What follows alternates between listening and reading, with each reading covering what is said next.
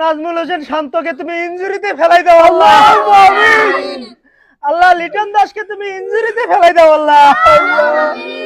আমরা তোমার কতিপয় গুনাহগার ক্রিকেট প্রেমিক বান্দা আল্লাহ তোমার দরবারে দুই হাত তুলেছি আল্লাহ।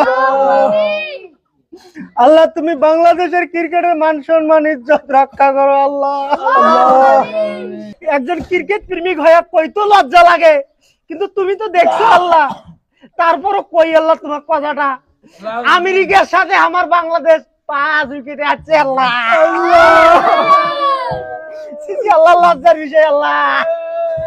আল্লাহ এইসব ক্রিকেটের হাত থেকে আমাদের বাংলাদেশকে রক্ষা করো আল্লাহ। লিটনের বউ বলছে লিটন নাকি 2 মিনিটের বেশি পারফরমেন্স করতে পারে না আল্লাহ। সেই লিটন দাস কেমন করে ওপেনিং এর জায়গা পাই আল্লাহ। এই দুই কুলাঙ্কারের হাত থেকে আমাদের ক্রিকেটকে রক্ষা করো আল্লাহ। নাজমুল হোসেন শান্ত যে অধিনায়ক হয়েছে আল্লাহ, এটা মাহমুদুল্লাহর উপর অবিচার করা হয়েছে আল্লাহ। তার মতন একজন অভিজ্ঞ সিনিয়র ক্রিকেটার থাকতে নাজমুল হোসেন শান্ত কেন অধিনায়ক হবে আল্লাহ? আল্লাহ যারা পারফরমেন্স করতে পারতেছে না, বিশেষ করে লিটন দাস আর নাজমুল হোসেন শান্ত, সৌম্য সরকারকে ইনজুরি ফেলেন পারেন, সমস্যা নাই। কি আল্লাহ কবুল করে আল্লাহ। আল্লাহুম্মা আমিন।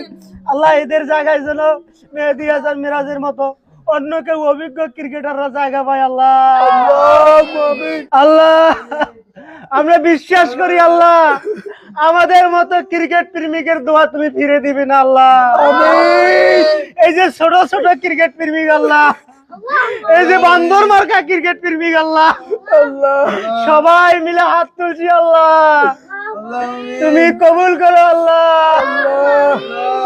আমিন আমিন সুম্মা আমিন।